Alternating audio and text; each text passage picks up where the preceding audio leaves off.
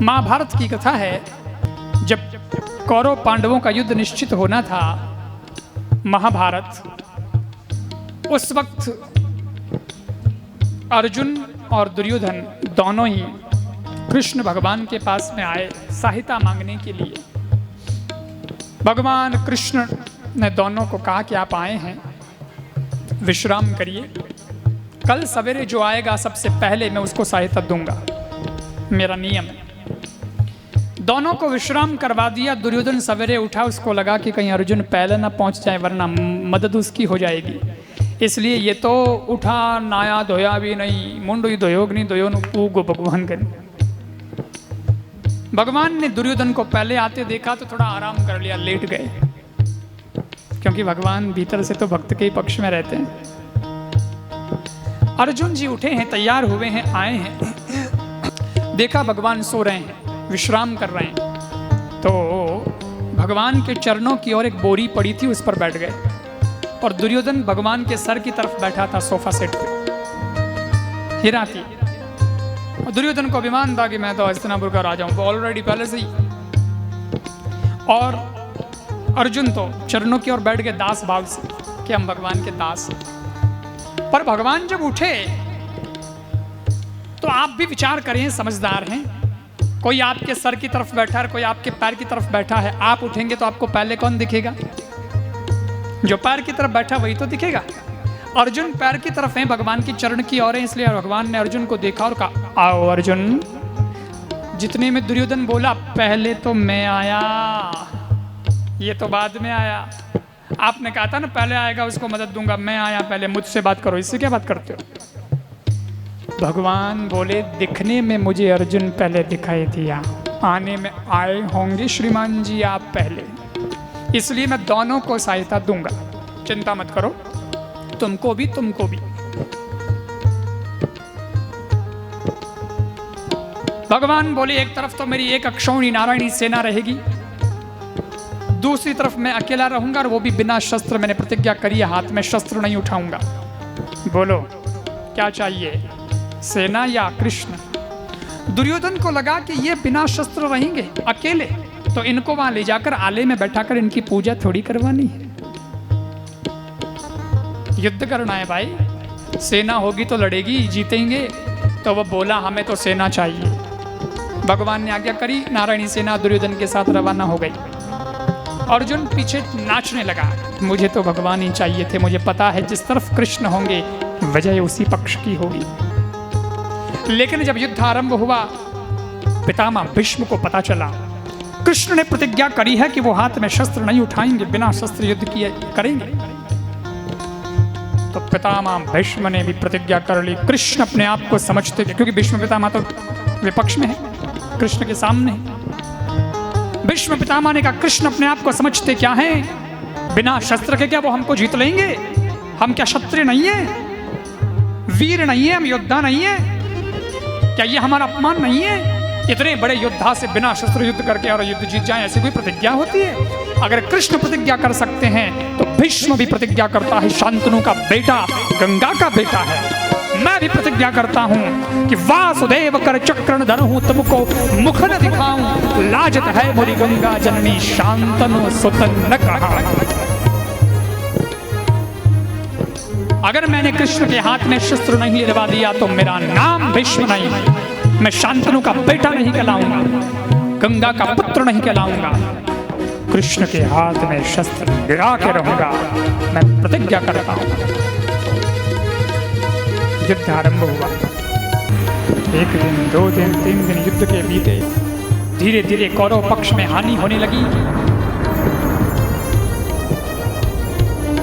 पितामह भीष्म जैसे लोग हों, फिर भी कौरव पक्ष में लोग मर रहे हैं, सेना मर रही है, योद्धा मर रहे हैं, और वो गिनती के 5 पांडव, उनमें उत्साह है।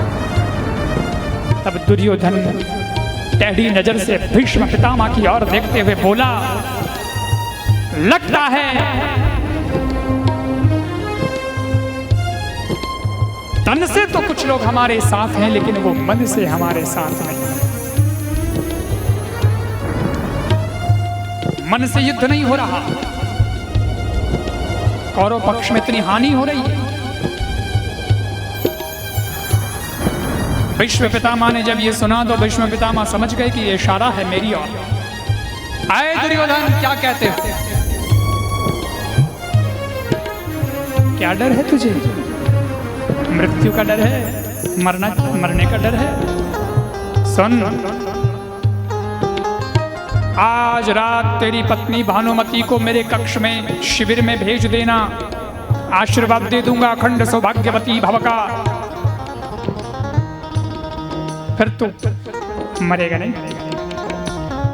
लेकिन ये ऐसे वैसे बोलता है ना, तो रख तेरा युद्ध। अरे अरे अरे दादा आप, हाँ दादा आप थोड़ा गर्म रहा करें, क्योंकि आप जब फिर गर्म होकर बोलते हैं ना तो कुछ अच्छा अच्छा वरदान आशीर्वाद भी दे देते हैं। मैं तो चाहता था कि आप बरसें। मैं भेज दूंगा रात को 12 बजे मेरी पत्नी को आशीर्वाद के लिए। ऐसे आशीर्वाद दिया करो ताकि हम ठीक रहें। इधर शाम हो गई, आज का युद्ध विराम ले लिया। टाइम टू टाइम युद्ध चलता था। आज आले जो थोड़ी है कि जच जणी मनावे जणी, नियम हो, युद्ध का भी नियम होता था कि नहीं भाई। शाम हो गई, सूर्यास्ताचल में आ गया, युद्ध विराम हो गया आज का। शिविर में जाकर के कहीं किसी का इलाज चल रहा है, कई लोग मर गए हैं, बड़ी सबको जांच पड़ताल होती देखा जाता था। किसी के घाव ठीक किए जा रहे हैं, दवाई वही लगाई जा रही है, भोजन प्रसादी सब चल रही है। रात्रि में करीब 11 साढ़े 11 बजे भगवान कृष्ण उठकर के द्रौपदी के पास में गए, द्रौपदी के शिविर में। और द्रौपदी सो रही थी, नींद में थी, गहरी निद्रा में। भगवान ने उसके पैर के अंगूठे को पकड़ के खींचा तो द्रौपदी एकदम से उठ गई चौंक के। क्या हुआ, कौन है? भगवान धीरे से बोले, मैं हूं, उठो। आधी रात को आप मेरे पास? हाँ द्रौपदी, बहुत जरूरी काम है, आशीर्वाद लेने जाना है। परंतु आधी रात को कौन सा आशीर्वाद मिलता है? आप क्या बात कर रहे हो और मुझे तो कुछ पता भी। अरे बहस मत करो द्रौपदी, ये समय प्रश्न पूछने का नहीं है, जो कहता हूं सो करने का है। उठो, तैयार हो जाओ, मेरे साथ चलो। द्रौपदी उठी, तैयार हो गई। भानुमति पहुंचे उससे पहले हमें पहुंचना है भीष्म पितामह के शिविर में, कक्ष में। भगवान ने तो ग्वाल बाल रो रूप धारण करेड़ो, इतनी गोडा तो ऊंची धोती बंदोड़ी, ऊंची ऊंची धोती पहन रखी है, हाथ में लालटेन है, और कृष्ण जी द्रौपदी को ले जा रहे हैं और कह रहे हैं, द्रौपदी घूंघट लगा के जाना, भीष्म पितामह से आशीर्वाद लेना है, अखंड सौभाग्यवती भाव का आशीर्वाद वो देंगे। मेरी एंट्री शायद हो कि ना हो, मुझे रोका जा सकता है, इसलिए तुम्हें अकेले को अंदर जाना पड़ सकता है। जाना, घबराना मत, जाकर प्रणाम करना, शीश झुकाना, पितामह आशीर्वाद दे देंगे, तो चुपचाप वापस बाहर आ जाना, आशीर्वाद मिलते ही। सुन द्रौपदी, थने बड़बड़ करनी आदत गणी है, लपर सपर गणी करे, कई मत बोल जे, चुप चुप रहना, बोलना मत, आशीर्वाद लेके चुपचाप आ जाना। और अगर पितामह सामने से पूछ ले कि तेरे साथ में कौन आया है अभी, हाँ ये प्रश्न पूछने की संभावना है उनकी तरफ से, पूछा जा सकता, पूछे ना पूछे उनकी इच्छा, पर पूछ ले तो जवाब दे देना, मेरा नौकर आया है साथ में। और द्रौपदी यहां असहमत हो गई। आपको नौकर कैसे कह सकती हूं? आपको मैं नौकर कहूं, ये शब्द मेरे मुख से आपके लिए निकल सकता है? सोच भी सकते हैं। भगवान बोले, हैं थोड़ा ही, हम नौकर थोड़ा ही है, परंतु अभी परिस्थितियां ऐसी है, इसलिए थोड़ा कहना पड़ता है, कह देना। द्रौपदी बोली, मैं कैसे कहूंगी, मैं ऐसे नहीं कहा जाएगा, नौकर तो नहीं दे, अभी तो क्यों जिते तो आएगी शिविर। भगवान ने समझा दिया था, पहरेदार खड़े थे, भगवान को रोक लिया, द्रौपदी को अंदर जाने दिया। बोले समय लिया है, अपॉइंटमेंट लिया है, जाने दो। बोले आप जा सकती हैं महिला, पुरुष नहीं। द्रौपदी गई, भीतर घूंघट लगाकर भगवान ने समझाया था, तो घूंघट खींच के गई, भगवान का ध्यान करके माला फेर के भीष्म पितामह बस विरत हुए ही थे अभी कि भाई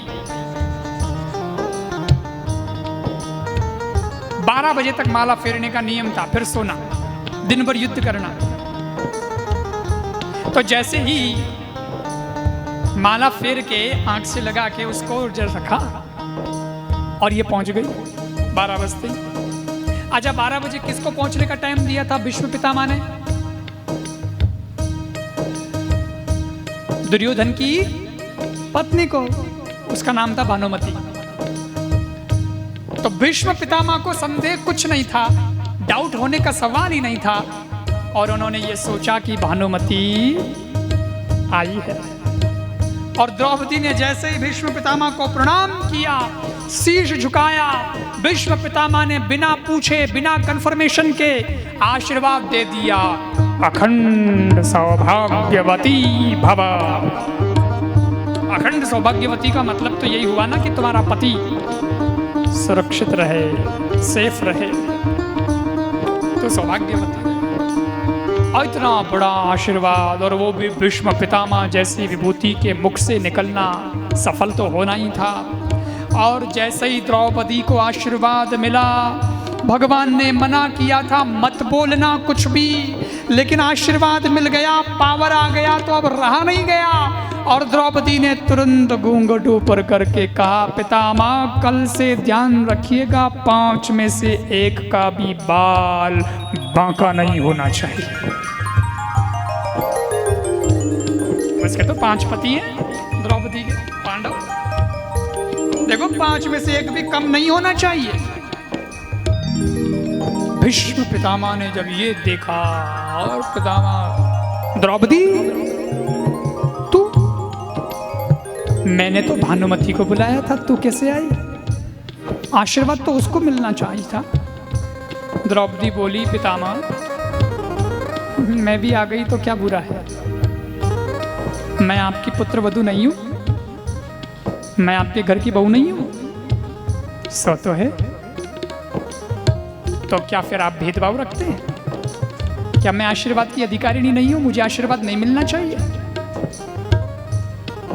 भीष्म पितामह को लगा भगवान मेरी वाणी को सत्य नहीं करना चाहते, जिसको आशीर्वाद हकीकत में मिलना चाहिए उसी को मिला। अच्छा ही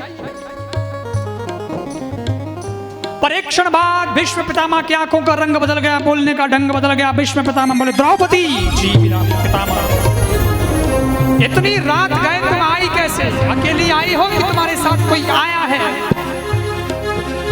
द्रौपदी अब डरने लगी, क्योंकि ये तो आवाज खुकार है। फिर भी द्रौपदी हिम्मत करके बोली, मैं अकेली कैसे आ सकती हूँ आधी रात को? मैं अकेली नहीं आई हूँ। कौन आया है तुम्हारे साथ में? मेरे साथ में गोपाल भैया आया है। नौकर आया है ऐसा तो वह न कह पाई। उसके मुख से कैसे निकल सकता है? वो कृष्ण को नौकर कैसे कह दे? गोपाल भैया आया है। और गोपाल भैया आया है ये सुनते ही भीष्म पितामह को लगा ये दाल में कुछ काला है। गोपाल भैया कौन है? कौन है गोपाल भैया? द्रौपदी जवाब दो। द्रौपदी ऊपर से नीचे थर-थर कांपने लगी। भीष्म पितामह की शेर की तरह गर्जना सुनकर के डरते डरते द्रौपदी बोली, दूध देने के लिए आता है मेरे घर रोज वो ग्वाला है, और मैंने उसको भाई बना रखा है।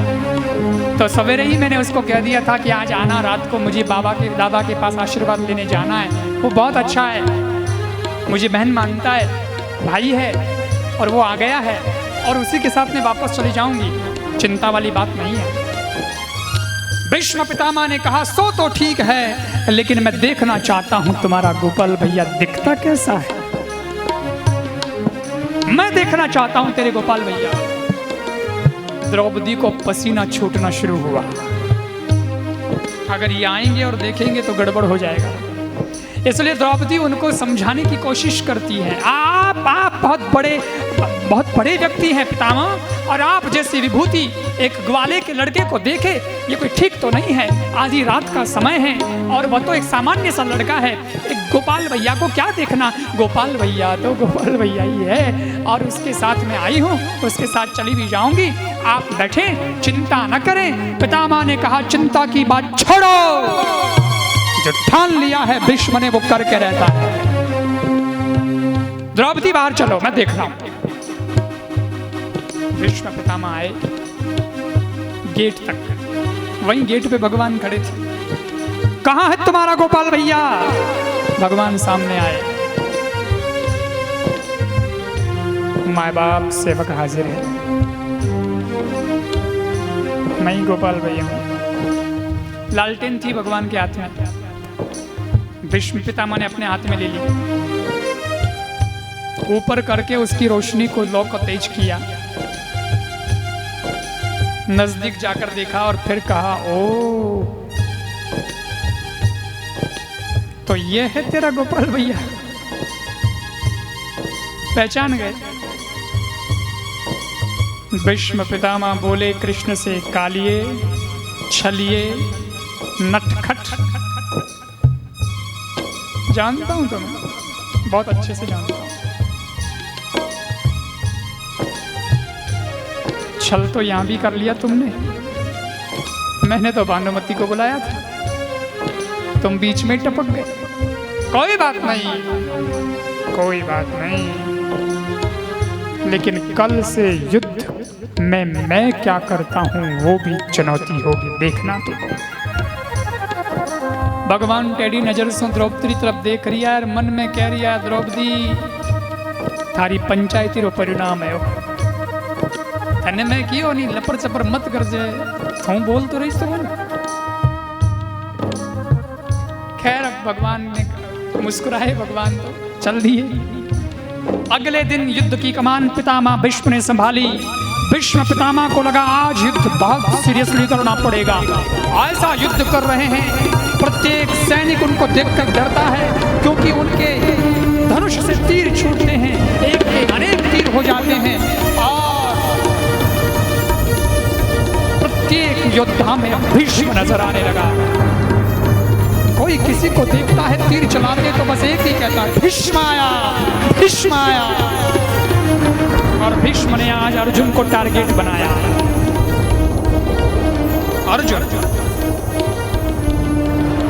अर्जुन को मारना, ऐसे तीर चला रहे हैं, अर्जुन सामना नहीं कर पा रहा। भगवान बोले तू कुछ कर भाई, नहीं तो आज गड़बड़ हो जाएगी। अर्जुन बोला मैं कुछ कर नहीं पा रहा हूं, मैं शस्त्र उठाता हूं, तीर चलाता हूं धनुष पर, तब तक तो उनके तीर मेरे सामने आ जाते, मैं क्या करूं, रोको कि बचो कि मारूं। भगवान को लगा आज अगर अर्जुन मर गया तो मुझे भी गोलोक धाम जाना पड़ेगा, क्योंकि अर्जुन है मेरो प्राण, मैं हूं अर्जुन को प्राण, अर्जुन के जीवन को जीवन हमारो है। 5 पांडवों में से एक भी अगर चला जाए तो भगवान को जाना पड़ेगा, इसलिए अर्जुन को बचाना बहुत जरूरी है। और पितामह ने तो ठान ही लिया है जैसे मार ही देना है। भगवान को लगा रात्रि को तो आशीर्वाद दिया है द्रौपदी को अखंड सौभाग्यवती का, और ये अर्जुन को मारने पर तूने आशीर्वाद देकर के भूल गए क्या? पितामह आशीर्वाद नहीं भूले, पर उन्हें अपनी प्रतिज्ञा याद है। वासुदेव कर चक्रण दरहूं, तुमको मुख न दिखाऊं, लाज तो है मोरी गंगा जननी शांत। कृष्ण के हाथ में शस्त्र निर्वा के रहूंगा, वरना मेरा नाम भीष्म नहीं, मैं शांतनु का बेटा नहीं, गंगा का सुत नहीं। और उसी वक्त भगवान श्री कृष्ण को लगा कि अब मुझे ही कुछ करना पड़ेगा, वरना पितामह रुकेंगे नहीं। भगवान भीष्म पितामह की ओर देख रहे हैं, नजर पितामह की ओर है। भगवान ने एक नजर देखी, टूटा हुआ रथ का पहिया टिक गया, पुनः पितामह की ओर नजर कर ली। भगवान एक हाथ से पितामह के छूटे हुए बाणों को रोक रहे हैं, अर्जुन की रक्षा कर रहे हैं, दूसरे हाथ से रथ के टूटे हुए पहिए को उठाने की कोशिश कर रहे हैं, और निगाह भीष्म पितामह की ओर है। सोचिए एक साथ क्या क्या हो रहा है। एक बार भगवान ने झपट्टा मारा तो भगवान के पहली बार हाथ में केवल धूल आई, पहिया रह गया। भगवान ने दूसरी बार झपट्टा मारा, इस बार आ गया रथ का पहिया। भगवान सुदर्शन चक्र की तरह रथ के पहिए को घुमा रहे हैं, चक्र पवित्र पानी की तरह रथा पानी भगवान बने और घुमाते रथ के पहिए को, दौड़ते कृष्ण पितामह के सामने।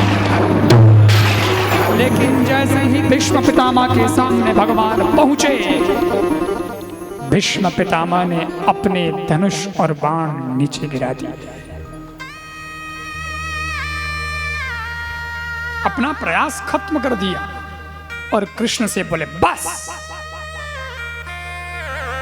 आप कहो मैं शस्त्र बिन भूमि हरऊं सब भार, हमको क्षत्रिय ना गिने बोलूं वचन विचार। कृष्ण, मुझे तुमसे कोई विरोध नहीं है, पर तुम्हारे वचनों से विरोध है। था तुमने जो कहा वो मुझे रास नहीं आया। अरे गंगा का बेटा सामने खड़ा और कोई ये कह दे हम तो बिना शस्त्र लड़ेंगे। अरे हम क्या क्षत्रिय नहीं है? हम योद्धा नहीं है? हमसे कोई बिना शस्त्र ही लड़ लेगा? मुझे ठीक नहीं लगा। हम वीर हैं, कायर नहीं। इसलिए मैंने प्रतिज्ञा करी कि कृष्ण के हाथ में तो शस्त्र लिड़वा के ही रहूंगा, और तुमने ले लिया। रथ का पहिया घुमाते आए हो, बस। बाकी आपसे कोई विरोध नहीं है। मारे कोई थाने मारना थोड़ी, धनुष बाण नीचे पटक दिया। तो भगवान ने भी हंसते हंसते क्या किया, डारी चक्र हरिहत दियो, दियो उतर ब्रजराज, तजी प्रतिज्ञा मोरी में, तोरी प्रतिज्ञा राज। हंसते हंसते रथ के पहिए को भगवान ने नीचे गिरा दिया और बोले, पितामह, मेरा भी तो यही सिद्धांत है, अपना मान भले टल जाए पर भक्त का मानन टलते देखा, प्रबल प्रेम के पाले बढ़कर प्रभु को नियम बदलते देखा। मेरे भक्त की प्रतिज्ञा को रखने के लिए फिर मैं मेरी भी प्रतिज्ञा तोड़ दिया करता हूँ। आज भक्त और भगवान दो में से एक को चुनना था, तो मैंने तुम्हारी प्रतिज्ञा को चुन लिया और मेरी प्रतिज्ञा को तोड़ दिया। रथ का पहिया ले लिया, अब मेरा वचन जाए तो जाए, मेरे भक्त की प्रतिज्ञा नहीं टूटनी चाहिए।